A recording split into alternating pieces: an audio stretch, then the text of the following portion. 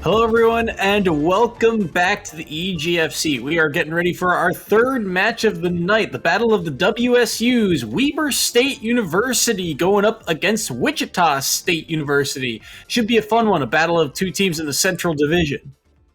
Yeah, two teams that are trying to come off of some recent slumps, some recent slows and lows going up against teams like the Wichita State falling to the University of Hawaii last week, as well as Weber falling to DePaul, I believe it was. So it's two teams trying to get back at it and get back into the usual flow that they may be used to. But it all starts off with that round one trying to set that same tone with Parkour and Schuppel coming up for Weber State and Wichita State respectively. Jupil for the side of Wichita State. He is 0-3 so far this season, but maybe he'll have a chance here against Parkour for the side of Weber State. Weber State, one of the newcomers to the EGF as of this split. This is their third match. Still searching for their first EGF victory. And Piranha Plant versus Toon Link. These are two characters that we really don't see a lot of, especially here at the EGF. Yeah, this is a few and far between with their play, but no shortage of setups when it comes to all of these links, who often share tech between them depending on where and how they set up. It's just different how they go about doing it. And that bomb, the Z-drop bomb into down air, definitely feels Toon Link specific thanks to his rather floaty nature. But I love how Schuppel has been setting up their neutral thus far, very willing to lean into what makes Toon Link so good, and the fact that they can be considered one of the most effective zoners of the three with that floaty airspeed and the amount of projectiles they can be throwing out. But if they're landing some of these bomb confirms into down airs like so, there's a whole lot more threat in this cartoon than meets the eye.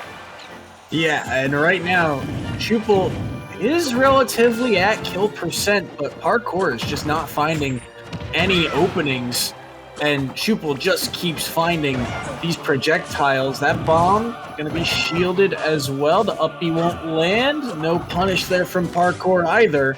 And Parkour just really struggling to get anything going. Maybe an up smash here, though, will do it. On the platform, caught Schuppel being a little bit too aggressive, and now it's 2-1.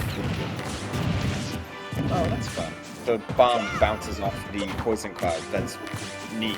But part of what makes Toon Link so good is the fact that recatching bombs is extremely easy for him. As we're going to see plenty of arrows into that grab. The back throw won't do it from Plant and native weight. They're looking for the confirm off of the bomb, cuts off a full vertical line, and that forward air will certainly do it. As that was a very, very good showing for Schuppel. He may be 0-3, but that's been no shortage of his own practice and dedication, as that forward air, as we see it again, does the trick.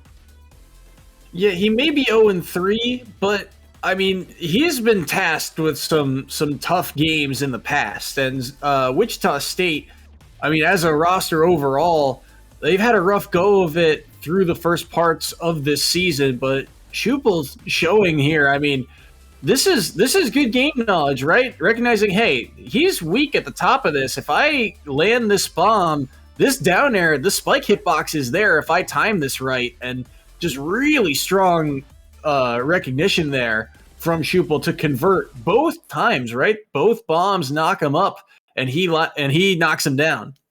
Yeah, and I really want to go through this full replay again because there is so much good about it with just recognition of the fact that Schuppel doesn't find the first hit. Parkour delays the recovery very, very well.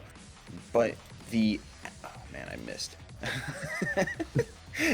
Excuse me. The delays on the recovery only means so much. As we go into half speed, the bomb comes down, and from this angle, you can see that Parkour was getting a little worried, getting a little flustered of going through the same angle he did before, which got him hard punished. So instead, whether it be a quick decision, it was certainly not the greatest one because he decides a wide angle, and oh boy, we can watch how that goes. Shupel catching him twice with that down air, and when you get spiked twice the same way, basically, it stings. It's a gut punch to the mental game for sure. So we'll see if Parkour can bounce back from that here, choosing Kalos as the site for game number 2, but Shupel continuing to apply the pressure with these projectiles, and you can tell I think Parkour wants to set up things like the neutral B, like the side B, like the down B even, but that quick arrow is just interrupting the game plan. Yeah, just arrow after arrow, very willing to sit back and let those arrows do the talking. And it's very interrupting for Parkour, who wants to be able to charge these poison clouds, wants to be able to charge these Patuis in order to utilize some of Plant's best tools, but not getting the chance to by just that little bit of a nick. There's the Patui, but the arrow into the grab immediately. The back throw won't do it, but this is a whole lot of damage being wrapped up so quickly, and yet another down air. Could have teched, but was just unsuspecting at the high percent. Didn't realize his invincibility ran out so quickly. You have to keep an eye on that.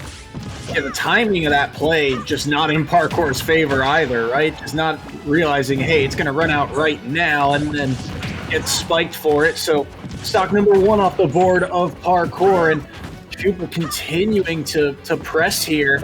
He's already got Parkour up to 100, but that being said, Shupel at 100 of his own. Can he find a way to answer back? The up throw, not going to do it. The down B track down, not long enough. Got around and got the back air, so stocks are even back up.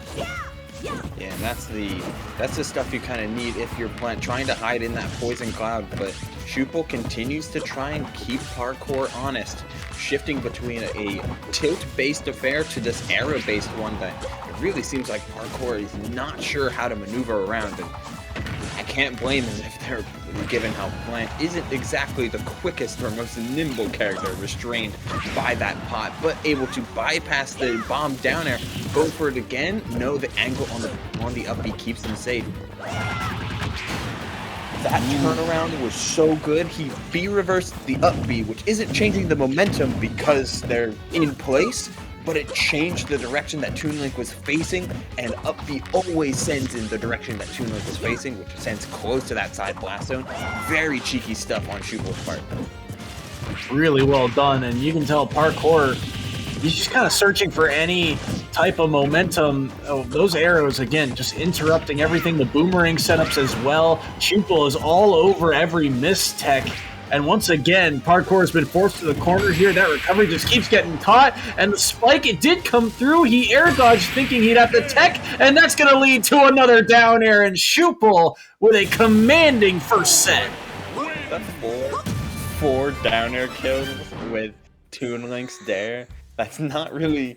It doesn't see a lot of utility, but when it's useful, by golly, it's useful. And, I mean, little fact about me, I guess... Toon Link, way back in Brawl, was the first main I decided to use, and so seeing this evolution of the character come this far, there's an odd satisfaction in my heart. I mean, I will say, the down airs from any of the links really are just so satisfying to land, because the spike hitbox, it's not the easiest in the world, right? It's only really at the start of the move, if I'm remembering correctly.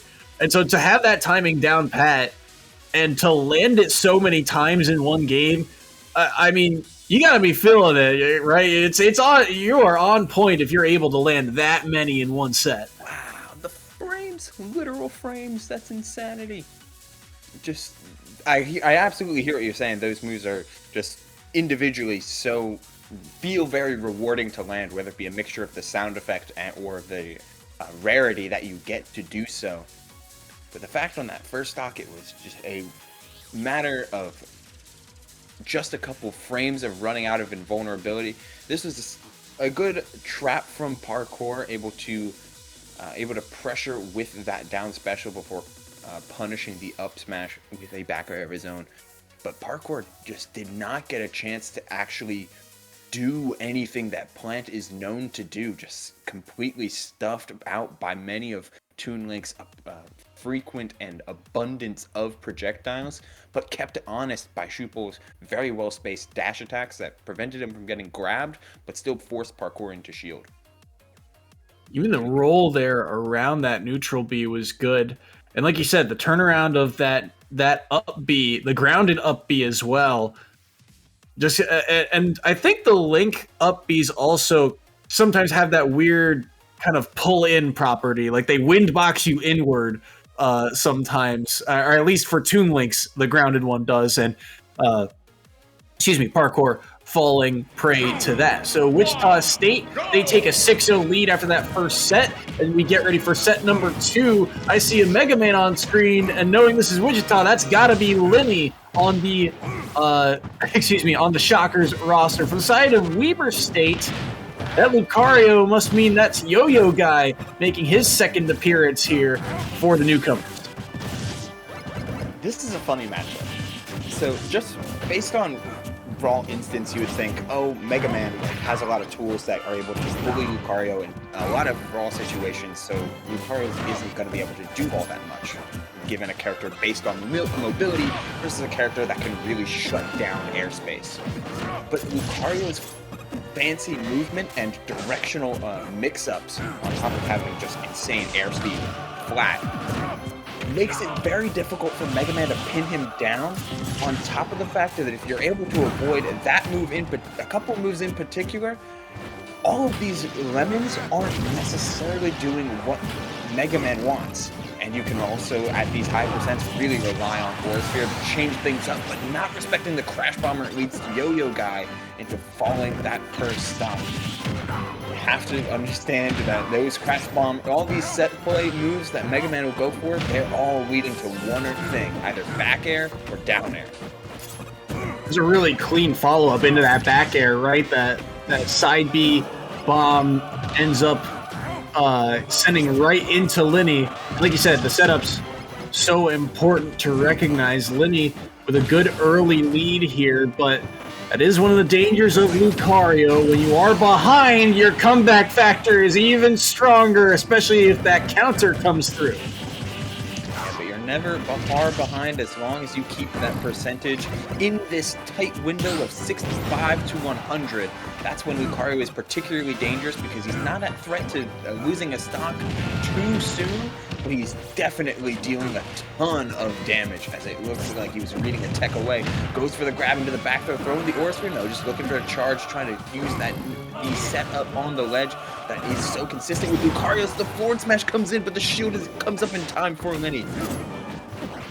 Ooh, I like the timing there around that ledge. That was dangerous. It's the drag down of back air, so not the full hitbox, and because of that, Yo-Yo Guy will be able to survive. Got to play very carefully, though. Gets the side B. That's a lot more damage onto Lenny, and he is now forced to the corner. Gets around the neutral B, but the turnaround of that back air seals away Yo-Yo Guy's second stock. And now we get to see what can Yo-Yo Guy do to counteract this. The neutral air into the forward smash, calling out the air dodge in. An errant edge guard attempt, but E-Speed gets back into stage. I love the movement that has shown off from Yo-Yo Guy, though his punish damage leaves a little bit to be desired, with a great call out with the double team, and that is something that keeps Lucario, keeps zoner and heavy projectile characters, it forces them to stay honest against Lucario, because having a frame 5, frame 4 invulnerable counter that hones in on the thrower, not necessarily the projectile itself, it stops Mega Man from doing things like Leaf Shield and like the Metal Blade, or just the raw lemons and such. All of that has to be used with a lot more moderation. And Yo-Yo Guy not afraid to use that counter, as you're seeing, but now he is at a very high percent. I like the idea to go for the up tilt, but it's not fast enough. They'll be able to get out of it for now, and things are getting dangerous for both sides here. That up B connects. Lenny is at a very high percent. Lucario's got a lot of kill power now with all that rage, all that aura, but he is at 126 himself. And look at Lenny just trying to keep his distance. The forward air will connect, and it will catch Yo-Yo Guy, so Lenny will take game 1. That's such a shame. You're getting ping-ponged around. You finally have a direction, to a way to land very effectively, as we're seeing a lot of the movement mix-ups from Yo-Yo Guy. Missing his dash there, but the real killer here, as we see him jump, is I believe he inverted his drift from this way, so he's landing this way, but he tries to mix up his drift by curling in instead, and that missed DI causes him to explode from this forward air, as that is just kind of unfortunate. Almost getting too fancy for their own good, looking to mix up their recoveries and not respecting the fact that Lenny was so willing to chase.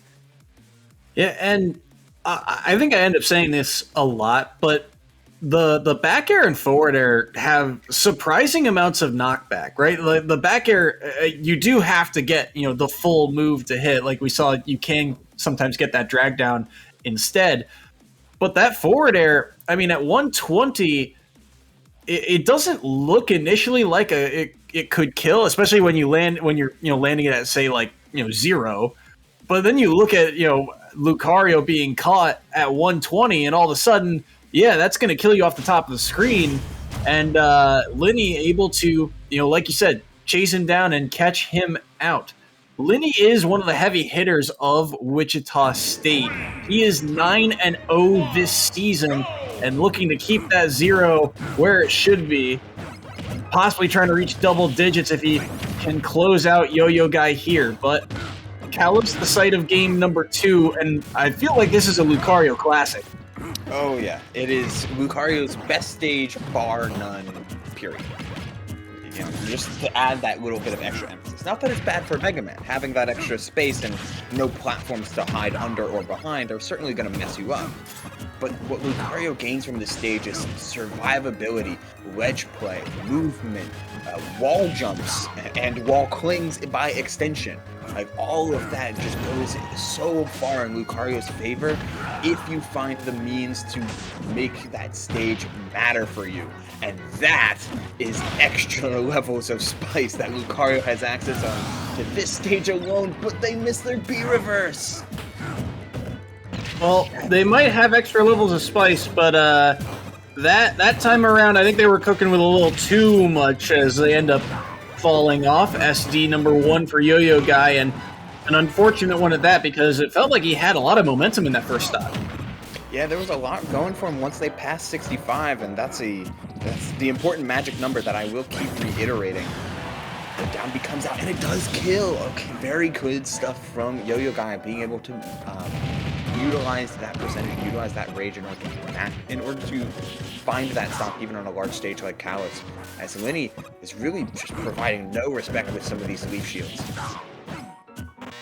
Right now, Lenny with about a 60% lead. Yo-Yo Guy approaching 100. There it is, but good back air actually to get back to stage. Ends up falling right into that forward smash though, so this is a lot more percent going going in the favor of Wichita State, but Yo-Yo Guy is able to make it back to stage, and what a trade! What on earth? How did that end up happening?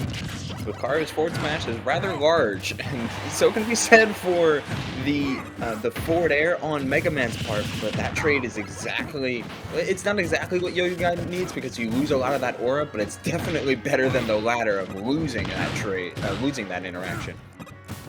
As Yo-Yo Guy turns it up into a quick 44, trying to utilize more and more of that Aura Sphere pressure. That's something I want to see a lot more from Yo-Yo Guy. He's been trying to go for rising fares a whole lot more, and utilizing Aura Sphere is certainly great, but Lucario's Nair starts at -2, and that's with no aura. Now that we're into that mid per aura range, it's going to be hitting -1 or even -0, and that's very safe to go up against Mega Man. Oh no, the wall cling. Survive. That was very dangerous, and that forward smash actually connects, and that's going to be enough to do it. Lenny will fall game number 2, and a chance now for Weber State as they get a point on the board. Sometimes, there's all this fancy stuff that can go into Lucario, and so much you have to think about, not only on your own side, but also on your opponents. You have to avoid all these kill moves and setups, etc., etc. But then sometimes you just forward smash and it works, because Lucario, he hurt box shifts very far back. He has a nice pull away. 77, he earned it. Yeah, deserved. It caught me so off guard. This game, just in general, it felt very odd, right? Yo-Yo Guy has a little bit of momentum on that first stock, even though he is at a percent deficit. He's got Linny already up to 74, then he SDs. Then there was this trade, he was able to get the counter, which was a great counter to take that next stock. But then the trade happens where they both lose a stock, and it was Yo-Yo Guy, he's at such a deficit here. Here's the trade in slow motion. It was dash back forward smash, trading with forward air from Mega Man.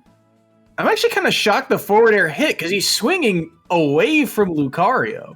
The good and the bad with hurtbox shifting.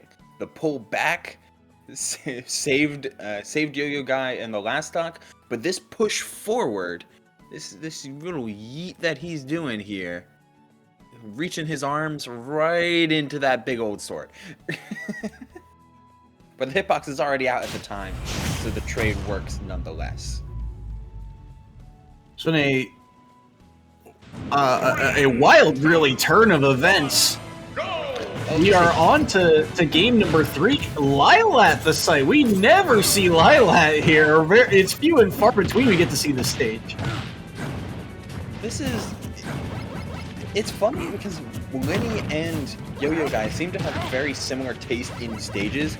Lucario can do a lot of fun stuff here with extreme speed, but Linny wants to be able to use these platforms to great effect, yet you're giving Lucario more and more movement and more places to land, which it really feels like you don't want Linny doing, as was the success on Kalos that Linny had in the early part of that game. Still, it's rather even to start, and Linny, it does have the percent lead. It's just a matter of being able to find that stock, and the smaller blast zones of Lylat will give them that benefit. So far, both very carefully, and Linny gonna find that first backer, both around that dangerous percent marker, but Linny is the first to strike here, and now Linny again just finding a lot more kind of chip damage. And Yo-Yo Guy, this is a number of times that, you were mentioning that extreme speed, that up B, he's using that bounce to kind of get back to stage and move away as the counter comes through and taking the first stock off the board. Yeah, it's almost too much use of it. You have to certainly be careful as then another counter does come in. But the slants on Lylat Cruise allow Lucario's bounce to skip like a stone across the entire stage. And you're landing with a hitbox.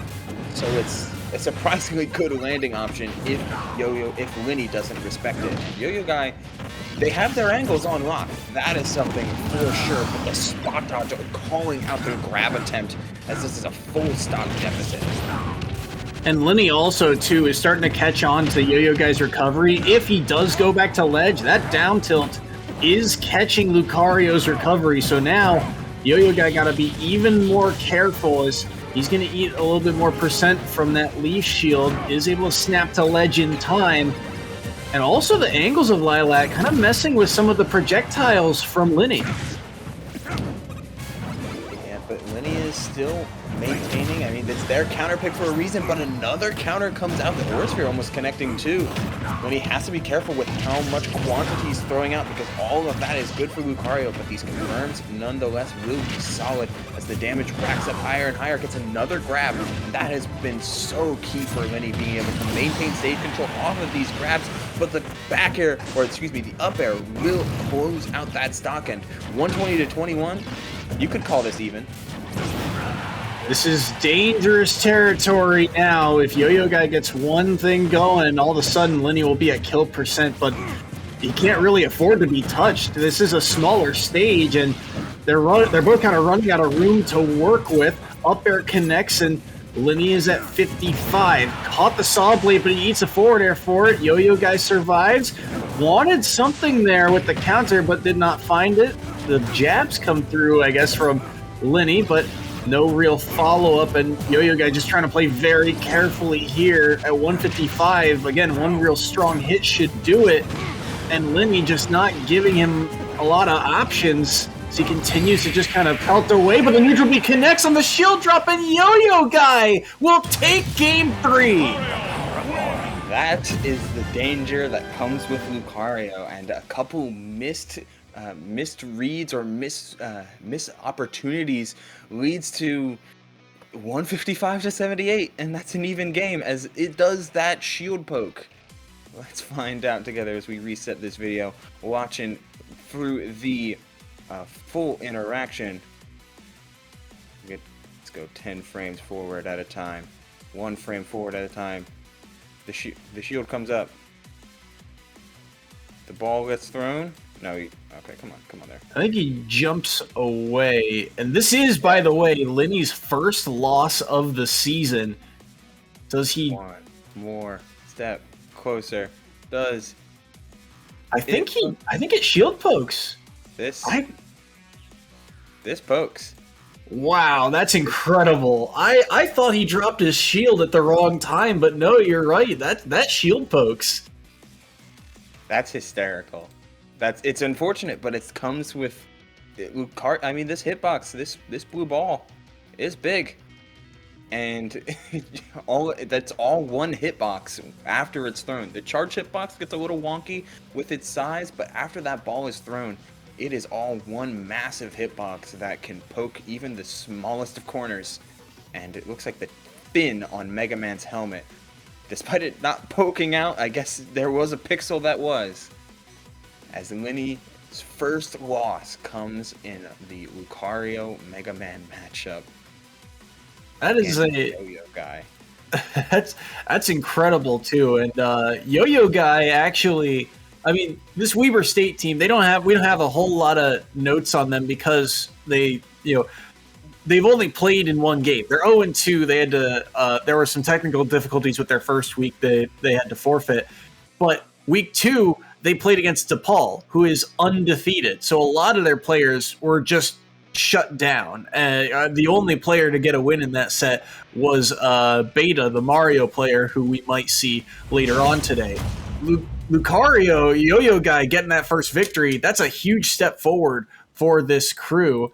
And now we get to see Duck Hunt versus Palutena. This is going to be Doc Hunt versus Entity. Doc Hunt making his first EGF debut.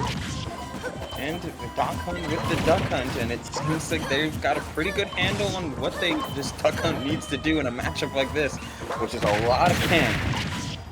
Oh, but gets the Clay Pigeon confirmed off of that as well. Okay, this Duck Hunt is the type of Duck Hunt that you really want to see, where they're not trying to use their stuff as items for zoning, but they're trying to use them as traps and as tools for extending. Duck Hunt's a combo character, don't you know, as Double Downer sets a precedent for this game. Yeah, and Entity in a bit of shock for it too, as now he's already up at 64%, just keeps getting hit by these projectiles. Doc Hunt has only been touched once this stock at 1.7%, and I think it was a trade, if I remember correctly, off of maybe the explosive. Either way, Doc Hunt, I mean, explosive start, of course, with all the cans, but Entity, he's got to find a way to answer here. Yeah, that's for sure. But the lucky thing when it comes to Palutena is that when you get a sense of how you want to play a matchup, things can lock down insanely quickly. But the Clay Pigeon confirmed again, that time into a back air, is going to close it out. And there's a whole lot of little things that come up for Duck Hunt's way. the gun, when you're able to get the gunman set up, and when you're able to get can confirms, and of course clay pigeon as well, that means finding the means to get tippers off the duckbill, which why they're tippers, who knows. That it lets you find those so much easier, and it lets Duck Hunt remove his difficulty of raw kill potential. Now, N-City, I mean, he's got Duck Hunt at a relatively high percent, and Palutena does have some kill options, but it's going to take, I think, a few more interactions for him to really pin down this dog, because right now, Duck Hunt, it feels like he is the one in control of the pace of this matchup, with all the projectiles continuing to land, the can being in the right place at the right time. Where does N-City have to go? They certainly have to be careful of what is on screen as the camera keeps on focusing on that can, but N-City doesn't seem to be, as this is heading closer and closer to a 3-stock. I mean, some of these sets are a ridiculous turnaround, as Duck Hunt is so very close to closing out this set in such a big way, but not if N-City has anything to say about it. Trying to pepper in and trying to find these up airs, these explosive flames, but the can is always just in the wrong place at the wrong time as that warp won't reach. And with that, Duck Hunt will get the 3-stock. The counter, a bold option there. I think he thought the can was going to come chase him down as he got towards that ledge, but was not able to recover in time. And that up B, it's a pretty good up B, but it doesn't have a lot of distance, and certainly not enough after the lag on that counter.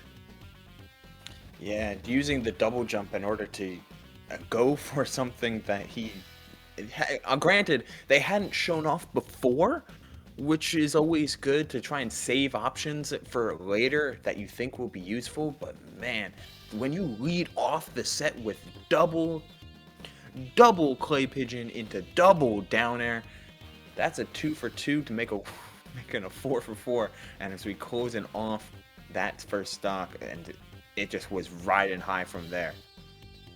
Yeah, once that first stock came off the board, N-City, tried to fire back and just nothing worked. And Duck Hunt showing, his proficiency with this character, because, finding those setups from, either from the clay pigeon twice, or, things like the can, Duck Hunt just always found himself in the right place at the right time. Yeah, and that 3-stock was vastly important, as it does tie the score for 1.7%. It's so the fact that you were able to put it that much control against Palutena, who's arguably the control character for a lot of the cast, is impressive to say the least. As we head back to Kalos, wants to use that space to find more ways to poke out with auto reticle, it seems, and explosive flame early in this game is N-City. If they're going to try and focus on these confirms and these traps, then maybe spacing out is the way to go. But don't forget about that duck. You don't have to. You can't always focus on the items that come in from the dog. It's just as much damage can be from scrapping for any character. And Duck Hunt just showing that they are part of that tool too. N-City right now backed into the corner, barely able to escape that forward smash. I'm actually shocked he did so with that up B recovery, and now he's playing around the outsides of Kalos once again. But he will be able to get back to center stage. Duck Hunt at 25%, which is a lot more than he had after the first stock of last game. But, I mean, N-City still feels like he's searching for a way in the first place. At this percent differential, I can't blame him, but when you're able to separate the dog from the can, this is starting to look a whole lot better for N-City, dragging down with the nair as the wall jump still doesn't let Duck Hunt close it out. That was such a risky play, but it paid off in spades for N-City, as they were able to take their first stock of the set, and it's in a big way. And they had the lead, but only for a moment. That forward air trading things back to, or excuse me, making things back to even as we are into the second stocks of both of these characters now. And right now, Entity, you're starting to see, he's starting to catch on. When he gets in, he can do some damage. That's a quick 60 on the Doc Hunt. And when Doc Hunt does not have time to set up the can or the clay pigeon, Entity can get a lot of work done. And that's always been the X factor for Duck Hunt. It's time. Like, how much time are you granted, and how much time can you get yourself in order to throw out some of these slower tools like the gunman and the clay pigeon. The can comes out frame 1, but if you're constantly throwing out and trading with can, then it's hard to win games. Right now, 127 on Doc Hunt at the moment. He's able to get around that explosive flame, but now these projectiles are starting to do more work as he gets the reversal there. The back air to get out of that combo from N-City was huge, and now both of them playing very dangerously around some kill percentages. And what a great job weaving through all of those projectiles by N-City to find that forward air. Nair not going to connect though. And the can will, and they are both, again, you're looking at 150 and 126. It feels like they're working on borrowed time. The up air, though, does not connect. Not all the hitboxes come through. Yeah, it didn't dash forward far enough. Only got the first couple of hits. But at 154 to 152, these percents are reaching the extremes as the trade can for explosive flame, fire for fire, causes a massive kaboom on the right side of that stage, excuse me. But it's a explosive end that you will take of your Doc Hunt, because at these low percents, tossing these cans all onto the platform, getting right in N-City's way when trying to come down. But there's the Palutena 40. 50 now. That's a great coverage with this dash attack, is able to bring the percents back to even, looking for the jab and holding onto this ledge play, but gives up stage. It's a risky option from N-City, who had a ledge trap going, but forfeited all the corner pressure for more neutrals. And now Doc Hunt, he's found his opening to take the percent lead. He's going to get a grab here, down throw, wanted back air, but could not find it. Can connects, that's close to the blast zone, but he will be able to escape. Got around the can once more, but N-City, again, one strong hitbox. It feels like N-City's stock could be done after that. He's able to weave around a few more projectiles, though, very carefully playing around this can. Got to remember those angles as he's up to 156 now. Grabs the ledge and the can once more. Doc Hunt with the tricky movement catches N-City and takes game 2. That's the gameplay loop that Doc Hunt loves to be in. Look at this. Look at them go. Can bouncing back and forth. Nowhere to go for N-City as they are consistently reset to ledge. And this is twice now as I pause in the middle of this setup. N-City is recovering, so Doc Hunt realizes he has time. The can was thrown this way, which means it's always going to ping whenever you press B. The invisible gunman will always shoot it towards the right, but will always shoot it towards the left. So you have a sense of back and forth off of this can, and it will trickle onto this platform so well. Bouncing onto it and then just off, but you pull the eyes away from the can by spawning the gunman. It's a lot to look at. There's a whole lot happening on the screen all at once, and N-City got lost in the vortex. And it goes back to, I think, a point you were mentioning earlier, that, you know, when Duck Hunt as a character is given that time to set up, it really, benefits them overall, because they can, have the time to pull out the can. They have the time to pull out the gunman, They have the time to do all of these things. But N-City, he was able to find some ground when he was able to weave around those projectiles and get it in the first place. The problem is those chances were few and far between. Yeah, a whole lot of positioning and gameplay was done at Doc Hunt's beck and call. But whenever NCity got those moments to excel, they really did. A clean edge guard with that drag down neutral air. A whole long sequence where it felt like all Doc Hunt had was air dodge and can. But this double jump back air was absolutely important. Oh, frames away from that forward air. Great catch by production as the back air just beats it out. That duck isn't technically a disjoint, but it does extend off of the traditional hurt box of the duck, so it becomes of the dog, so it's a little bit awkward to anticipate sometimes.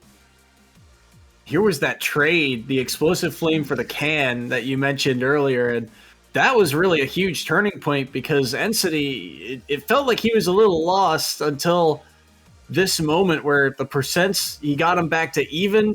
And when you take a trade like this to get each other onto that last stock, it feels like a good opportunity. Even here, you look at that, the dash attack from Doc Hunt to send the can over, it actually put him in the space to be hit by that explosive flame. So crazy spacing play for both of them.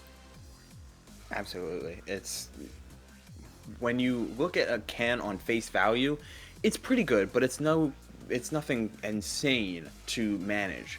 But when you realize it has so much durability, so much surprising durability, that this dog can beat up his own can to hell and back, but it survives all of that and finds unique positions to be in just by those innate knockback values that are equally as effective on the opponent just as much as they are on the can. And when you add in extra spice, having that time to put out the gunman, to put out the clay pigeon, then the awkwardness that is can really get away from you. And what a strong showing from Doc Hunt, right? In his very first appearance in the EGF, he gets a 3-stock in game number 1 and wins his set, and that puts Weber State in the lead here against Wichita. And before we get into the next 2 sets, it's worth noting that these are 2 teams in the same conference, similar to what we saw out of the first 2 games of today, the MAC conference, where it's these conference matchups mean a lot, especially down the line when playoffs start to get involved.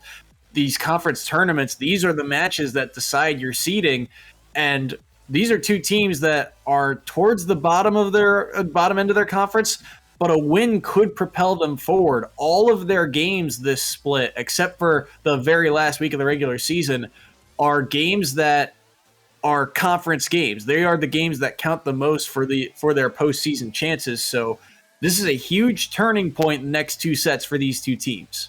Yeah, the last 6 weeks, these last 2 months are going to be pivotal for tiebreakers and more as we trek closer and closer to playoff contention. But we're going to have There It Is, and I believe it's Diora coming out from these 2 teams. There It Is representing Wichita State, and Diora coming out for Weber.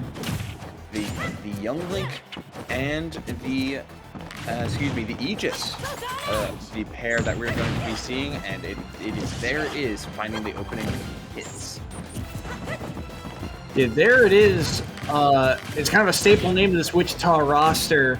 Has been around since last season and has played all of the links, but Young Link kind of the newfound groove for them, as you can tell they're off to an early lead. Diara is, again, on this Weber State roster, the last time we saw them, they opted to play Robin, so the Pyramithra is a new scene for them.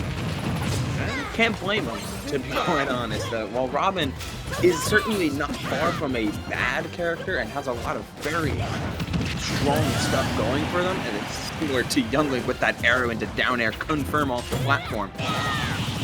You just can't sleep on how good these pair of blades are. The Mithra and Pyra, both strong in their own ways, but when it comes to having Pyra's side B to blow through so many of Young's projectiles and Mithra's speed to do the exact same thing, on top of foresight setups that off of the consistency that are projectiles when it comes to hitboxes, there's a lot going for you with this Aegis to switch out from Robin, who's a very interruptible character, to say the least. That parry, but doesn't confirm off of it. Oh no. And Diora really needs this stock. Right now, Diora really struggling to, like you said, finding a way to take this stock. They've had Pyra out for a little bit, but they can't seem to find a clean hit. Mithra, the speed, able to keep up. But again, not a lot of raw kill power in Mithra's kit. There it is, going for the Nair there, and all of a sudden, you're on the verge of a 3-1. If you don't get this stock quickly, they are able to get back to stage once again around that neutral B. That's not going to have enough knockback yet. That side B won't connect either. Grab, forward throw. There it is off stage once more, and the fade gets him back to the stage, but he will roll in to the forward smash, and things are back to even. Yeah, they overcompensated with that forward smash, but a stock's a stock, and now you get to see what Mithra can do, just blazing through all of these different projectiles, weaving in between with that insane movement. Gets another grab, gets a down throw, but never able to find a follow off of these throws, and that's so huge. As there it is, looks for yet another downer on these platforms, which Diora is avoiding like the plague. Ooh, up smash there, not going to get punished quite yet, and Diora slowly chipping away at there it is, but there it is.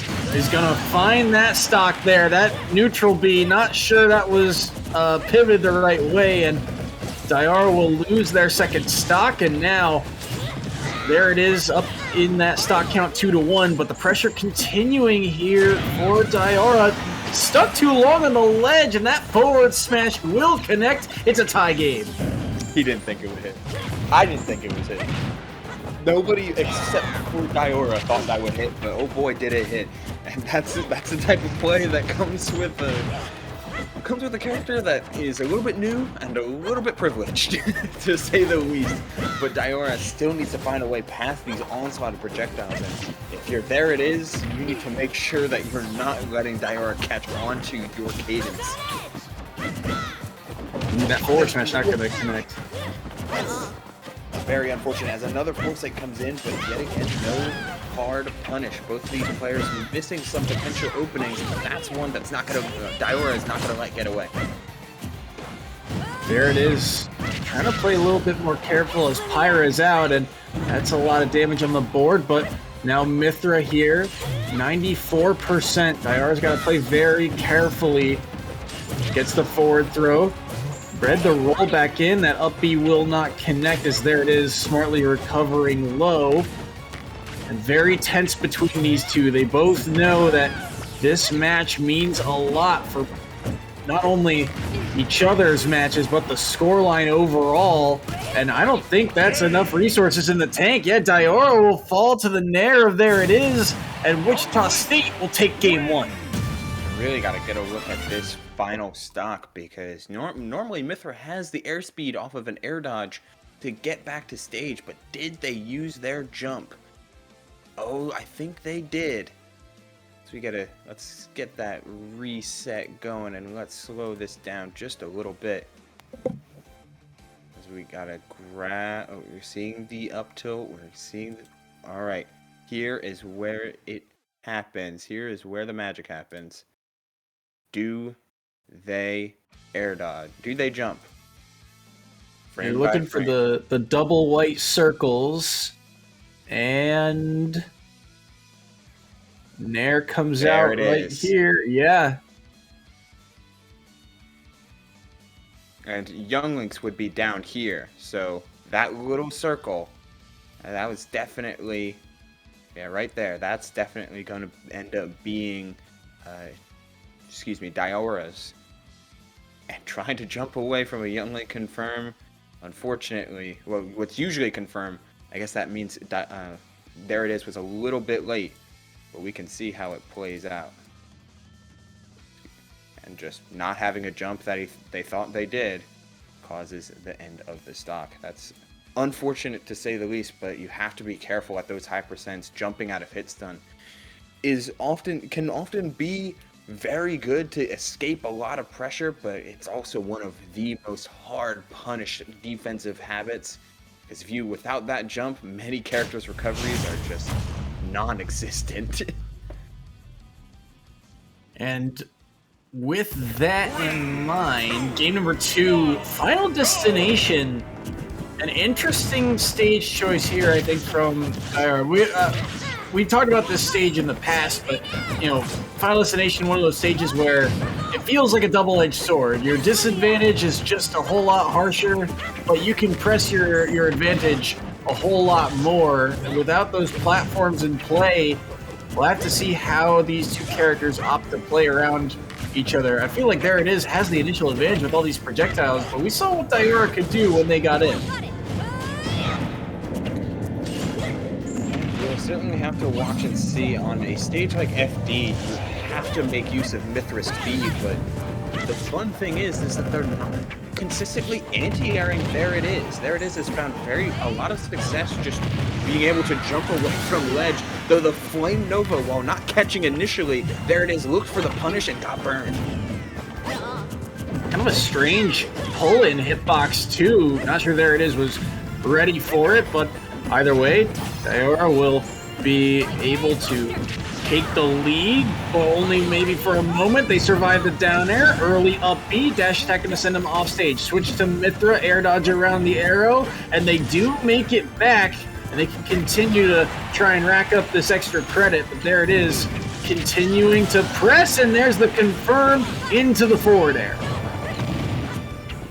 The bomb exploded on the Flame Nova as Diora keeps landing with it. He's using a lot more Pyra in these moments, trying to force their way in as that forward smash punish.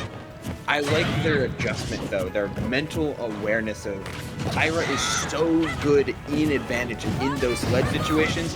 Why don't I try to use them more? And being much more liberal with their switching leads to not only a little bit of extra vulnerability, but it keeps There It Is on their toes.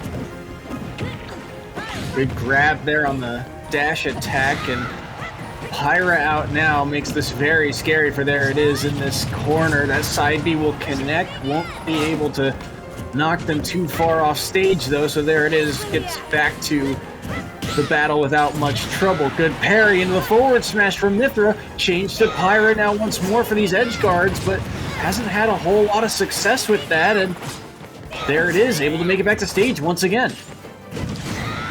Yeah, ooh, what a down air. That was, the falling neutral air, I believe, because we haven't seen much of the infamous move, or one of the infamous Pyra moves. That down air is so good, with the spike being so active, and while we've seen all of the repeat offenders from Mithra, we haven't seen Pyra be used to the fullest extent. And that's very dangerous for There It Is, who's already a stock behind. There It Is now trying to find a way back into this match. We've seen a couple times Diora use that Pyra up B kind of early in that recovery sequence, but ooh, I like the idea to actually drag down, but he dips a little bit too low and forfeits his stock for it, so all of a sudden, it's a last stock scenario once more. That would have been crazy, but sometimes you just go out here and start swinging as Diora drops down from Halo, switches to Pyra, and presses forward smash twice, and the second time was the charm with that massive forward smash. Look at how much shield damage that it did. And rolling away is not going to save you. That forward smash is incredibly large. I mean, look at the space the sword slash covers and the kind of explosion at the end of it. I can't draw in red, but we're gonna see it in green. Just look at the hitbox, and this is just the animation, but good golly gosh and golly gee, Willikers, mate, this is a big old hitbox. It is shocking how much. I mean, you even saw it in game number 1, right? There It Is grabs the ledge, and he thinks he's safe from that forward smash, but nope, the edge of it clips him, and right there it is able to seal away game number 2. We just get to admire the insanity that is Pyra and Mythra, because while Mythra gets a lot of the attention for good reason, Mythra is absolutely insane with the speed that she provides, the different combo routes that you can do, forcing the opponent to be very much reserved, as we get to see, yeah, that intentional attempt to land with down air, be a little bit aggressive instead of just avoiding it altogether, got him burned. Geez, I used that joke twice. Oh no. Well, But both these characters get a lot of attention, but while Mythra does a lot of the heavy lifting in most matchups and most scenarios, Pyra plays such an important role against characters like Young Link, like Steve, and other characters of that kind of flavor, where it's just enough to make them uncomfortable, to punish where they get overzealous. And Pyra, she's anti whatever archetype you kind of want to declare Young Link as. Oh wow, and not to mention the hurtbox. The hurtbox shifting on these two is also nothing to scoff at. Not in this in particular instance, but just enough spacing. And a big old sword to boot. like you said, that Nair coming through there and cleaning up that stock. And I will say, you are right. Mythra does a lot of the work in just a lot of the matchups for Pyra Mythra, but I do think Diara's Pyra, I feel like it's a little bit cleaner right now. Like I know this character is kind of the stock taker, right? This is where all the power in the kit comes from. But the movement of the Pyra right now for Diara, it feels like it's a little bit more on point than that of the Mythra. Because with Mythra, I think of like the combo ability, just the quick options that you get, and yet this Pyra is getting the job done. Yeah, it's very good to see the different schools of thought come from this character, because there's always the worry, right? Like a top tier character has one way to play that makes them the best. But for Pyra and Mythra, that is actively not the case, because you can choose to focus on one or the other or both. And while focusing on Pyra doesn't always net the same results as focusing on Mythra, we can see it with players like Spargo. Focusing on both is the way to go. Having a good Pyra matters, and just as much as having a good Mythra. Game 3 back to PS2 for these two, and a pivotal moment once again for these two players. Winner of this game gets the extra bonus points, and if Weber State win it, if Diara wins it, it would make a comeback for Wichita near impossible if you look at the numbers behind it. But all to be decided here. Both, I think, feeling the pressure of it as we're off to a little bit slower of a start in this third game. Yeah, and Diora respecting these projectiles a lot more, knowing that they have to play around platforms, which makes landing on landing on there it is with buttons that much harder.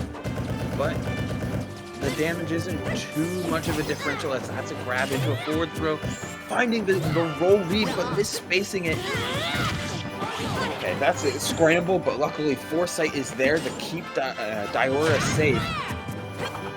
Good respecting it is there it is, but not respecting the prominence revolt coming down from on high, as that is going to be the first stock for Diora taken, or first stock for there it is, gone. And Diara, that up B, again, it's not something that, we see a lot. I mean, we do see a lot of the up Bs, but it's being used in kind of specific scenarios, and there it came into fruition, and there it is, was able to answer back pretty quickly, but he is at 53% on the second stock, and now we're seeing a lot more switching here from Diara, a lot more of the Mythra through the early parts of these percents in these stocks. They're looking to utilize it as much as possible. I wonder if that could have been a forward smash, but damage is damage as the Mythra does come out, and it's back and forth with Diora. as the down smash is the punish. Is he going to go for down air? That time they do, and they throw themselves off using the double jump, but finding their way under the stage. That is so unbelievably crucial. Ooh, that was a clutch get-up attack from There It Is to get around that neutral B from Pyra. Down air connects, but no follow-up there. Wants the up air, won't find it, and slowly, There It Is starting to chip away at this final stock for Diarra.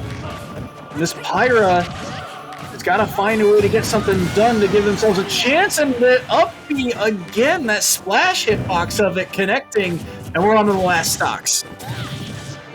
This damage can rack up very quickly. Maybe not in one combo, but just so many of these interactions happen before your eyes. Mythra can make bleeds bleed with a blink of an eye, moving as fast as she is. 42 now as the switch back to Mythra comes in. Gets that grab going and looks to see where they can lead. But landing with buttons. I love There It Is a change up from this game. He's trying to do a whole lot more of these undershooting aerials. As the second hit of forward smash sends Diarra off stage. Keeping him there is the problem as the Mythra comes back and Diarra is able to get back to center. Percent's almost dead even. Good parry into the grab for Diarra. Won't find anything off the follow-up of it, though. And both playing around center stage very carefully. Forward smash not going to land either. Again, no punish. But there's the parry into the forward smash, and Diarra takes the set for Weber State. A tenuous situation, but the problem lies with Young Link. If you pull that trigger on the up beast too soon, then it's parry bait. And as we saw with Diarra, they are very willing to hunt for parries. And that's so strong with a character where you do have foresight available. So if you're willing to hunt for foresight and hunt for parries, then you're giving yourself even more frame advantage on a character that has a lot of it. As that up B that set will be finished with yet another Pyra forward smash. Huge button that pulled in a lot of work.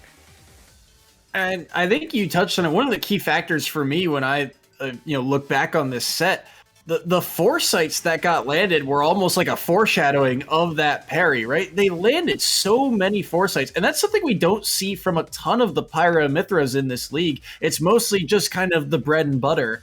But the foresight, that ability to, get out of tricky situations, or, you can kind of use it like a parry, it played a huge factor, I think, in this game. Yeah, it's interesting to watch how foresight is so much more quote unquote abusable than something it's closer to the kin, that being Bats Within, as these two players are already raring and ready to go as Yggdrasil comes out for the team of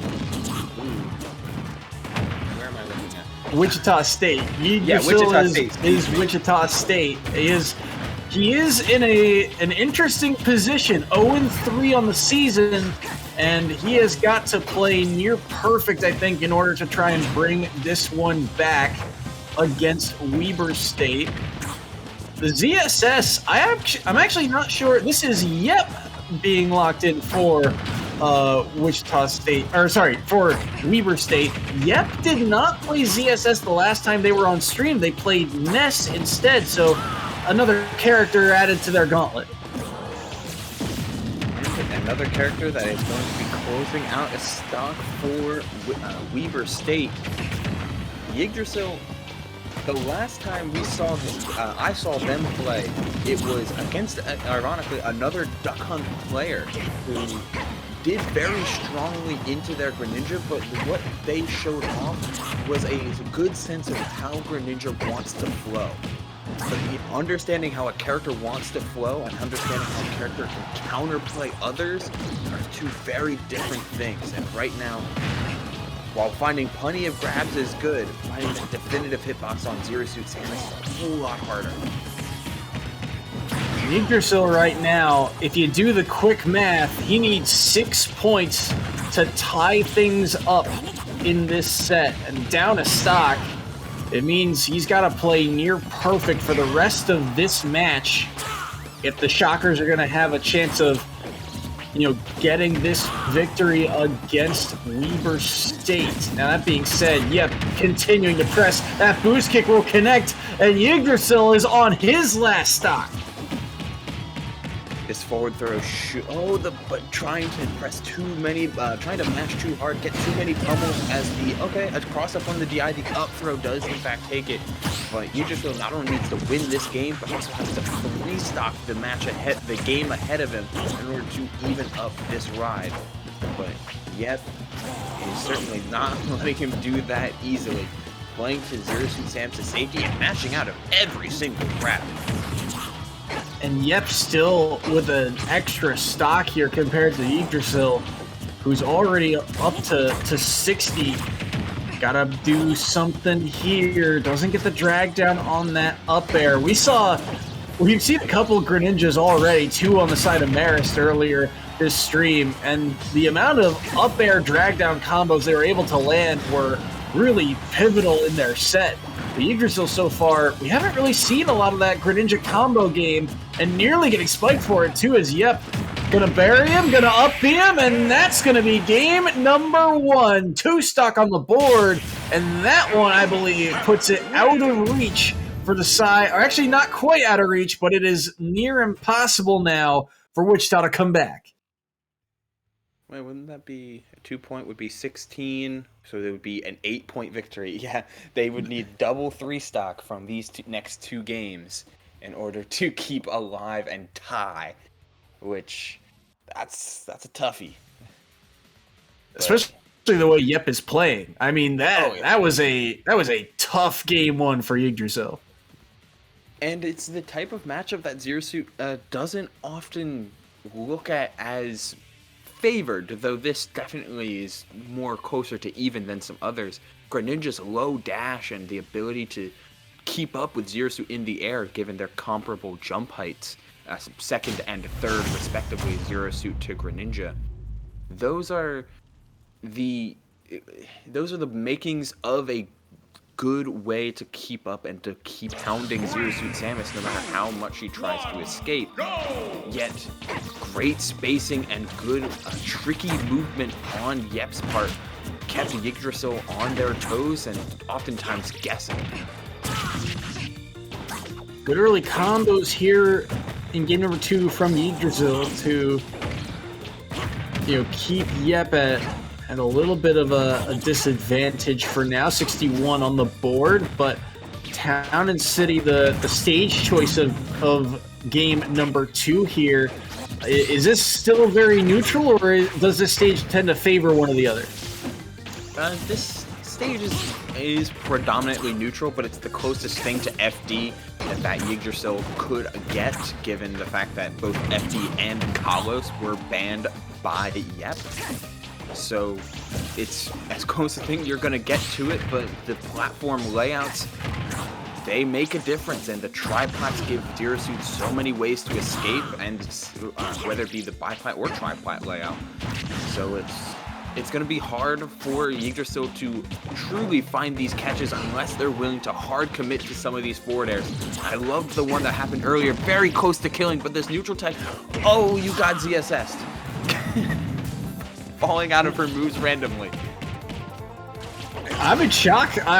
It's been a minute since I've seen something like that happen, and Yggdrasil able to survive. But remember, this is a grab. Oh, they're not going to be able to get that up throw off in time. The pummel from Yep, or the mash from Yep, to get out so fast, and there's the up throw, and that will do it. Wichita State is no longer able to mount their comeback, but they can still get some points off the border, try and, mitigate the damage dealt, and Yggdrasil will be trying to do just that with that forward. And, man, these nairs that Yep has been going for have been so low, but speaking of low, you get these low dash attacks coming in, another grab, and these grab release have to be intentional at this point. They're trying to do some setup by knowing the fact that Greninja's throws aren't the greatest, but sometimes you just got to take the throw, bud, because if you're not willing to do that, then you lose out on potential advantage, even if it's not a true combo. And sometimes I think it's just kind of like muscle memory, right? You think, okay, grab, I'll pummel them for, X amount of times, and then I'll do my throw. And right now, Yep is just mashing, I think, so fast that Yggdrasil is not ready for it, or the timing is just not there. Either way, Yggdrasil on his last stock. Oh, that was nearly the spike, but the platform, I think, interrupting that hitbox, and Yggdrasil will escape for now. Yeah, I guess the very detrimental thing for this stage, but wrapping it up with the up angled forward smash and the down air to boot, that will close it out. Didn't go for the guarantee of the boost kick, knew it wouldn't take the stock, but an offstage situation where Greninja and Yggdrasil consistently would head straight up, that's free real estate.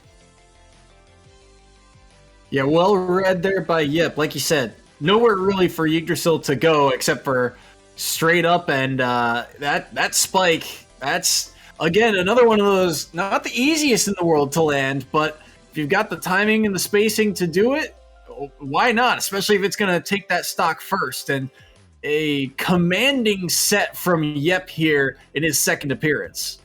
And a really good answer for how this section, how this part of the season started for Weber State.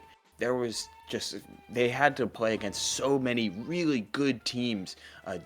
Teams like DePaul that would just shut them down, but they started off real strong. They started off a little bit slow, dropping to Schuppel, but slowly and surely picked up more and more momentum, picked up more and more confidence in themselves, and showing the fact that they're not a team that's just gonna lie down and accept the fact that they are going to be in tough games throughout, in tough sets.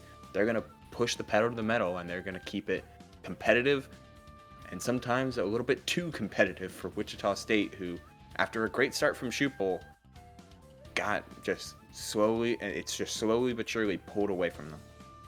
Yeah, and I think the thing I'm most impressed by is that, we see for some teams across the EGF, it is mostly the same five, right? It's like, okay, we've got, the staple, maybe 3 to 5 guys, and then the occasional, sub here or there. But for Weber State to come into a brand new format, to get acclimated to it, and through the first, 2 weeks that we've seen them, you're starting to see that their roster, I think, isn't just the same 5 guys every time. You're starting to see guys get a lot more time. Doc Hunt making his first appearance looked great. Yep, finding this ZSS pick looked amazing this week. We even saw Beta take a game last week, and we didn't get to see him this week. So the depth of this roster really, showing its face here for Weber State. And for Wichita, on the flip side of that, they fall to 4-7. But again, they're not out of the playoff race by any means, but these next few games for them are very pivotal. And the road, I guess, it does not get a whole lot easier, because their next opponent is DePaul, one of the few undefeated teams remaining coming into this week. So we'll have to see how they do. That being said, we're going to cut to a short break, see if we can get an interview with someone from Weber State after this. Don't go anywhere. We'll be right back.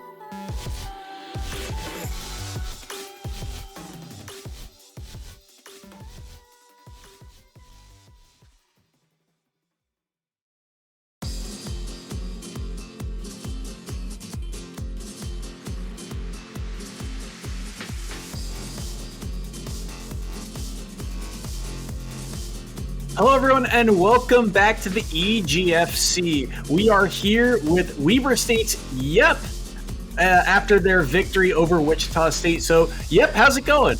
Going good. That was a lot of fun. It seems the camera's a little bit off there, bud. Oh, my bad. Yeah. So I guess congrats on your first EGF victory, and after 2 weeks of play, how are you guys getting used to this new format? We're getting used to it for sure. So we only found out about this league a few weeks ago because the duck hunt that you see, messaged me on Discord, and I wasn't aware that this was a thing. And because we do a lot of offline stuff in Utah. So yeah, we missed our first week because we didn't have a team yet. But second week we played what I'm hearing is one of the best teams in the league, and so we got a little bit wrecked there. But we got 1 W on the board from this week, so we're feeling pretty good about that. Yeah, the up and up keeps on coming. And you mentioned there that the roster on your team is a little bit flexible. How many members, how many players do you have going through? Because the roster from this week it does have some dramatic changes compared to last. Yeah, so we have some scheduling things with the varsity team. So the way that our esports team works, and it's not just this game, it's every game at Weber State. You have your core team of varsity players, and then all the subs are called the JV players. And so the way we did it is anyone who tried out, who was the top 5 people who tried out, we made just our starting roster, and then we sub in from our JV roster from the other people who tried out. So some JV players come every week, and we try and get at least a couple of them in every week, just so that they can get the experience. It's good to see the depth of your roster really showed. You in particular, I want to focus on because last week you went with Ness, and that set did not go as well as this ZSS did this week. So I guess what was kind of the thought process of the character swaps and the game plan going into this week? So I played Ness for all of Smash 4, so he's kind of my comfort pick. I started in Wii U. And then in this game, I picked up Zero Suit to co-main with Ness, but then I ended up liking her a lot, so she was my main character. But I'm of the opinion that Zero Suit changes a lot between offline and offline. She's pretty much 2 different characters, and Ness, you can pretty much do the same stuff. And so I'm a lot more comfortable with Ness online, but the connection was really good this week, so I decided to try out Zero Suit. Well, it definitely worked out with the double 2-stock victory. And I mean, we bring up your characters, but the entirety of your team is certainly very flexible when it comes to very flexible and awkward when it comes to character choice. I mean, Piranha Plant, Lucario, Duck Hunt. It's a very unique roster of more underutilized characters. How do you feel about that going into certain sets? I think it's a lot of fun. I think we can benefit from matchupping experience sometimes, but a lot of our roster didn't really go to a lot of tournaments before this. They just heard that there were Smash tryouts and came up, and we ended up getting some really talented players showing up. And so some of our team is a lot less used to like the kind of meta-defining roles and characters. They kind of just play who they like and who they're comfortable with. And I think that, that kind of results in having a more unique roster, not a lot of like Wolf or Palu or anything like that. Oh, sorry, go ahead. No, just can't say bad about it. It's amazing to see a bunch of players who grew from just enjoyment of the game first and foremost. It's a ton of fun. The main thing I'm thankful for with this league is giving us an excuse to meet up in our lab every Tuesday and get some games in together. Just the community that we're building and kind of the practice we're getting in just from playing each other and getting ready for the meet each week has been really indispensable to us. That's awesome to hear. And so next week, you guys essentially get kind of trial by fire here. You start off with your match against DePaul. You got Wichita State this week, and next week you guys get Marquette. What does the preparation for each game day look like? So we have a couple players here, especially Parkour and Turnup are 2 friends. You see on Parkour's plant earlier today. He actually wrote a document for us this week that was outlining the players we might be going up against and strategies we can use so we could practice matchups and stuff. And that was super nice to have. So, hopefully we'll get something like that every week. It's really nice to know which university you might be playing next so that you can prepare for it. best to use those resources to your advantage. So, and hey, it's been a great week for you all. Is there anyone you want to shout out, or any teammates you want to call over for some added final thoughts? No, just, shout outs to the university. Weber State, we have an esports team called Claw Gaming, and we couldn't do this without them. They're the ones who kind of set up this lab, this meeting space for us where we're able to meet and practice together. Of course, Doc Hunt is the one who made me all aware. I have the captain name, but he really pulls a lot of the weight when it comes to, managing things and scheduling and all that stuff. So shouts to him. And yeah, I guess just like anyone in our team, just, kind of the community we're building. It's really good to have this group of friends that we've all met together. All right, well, thank you so much, Yep, for joining us, and congrats on your first victory. We'll see you guys next week. Yeah, for sure. It was a pleasure. Thanks.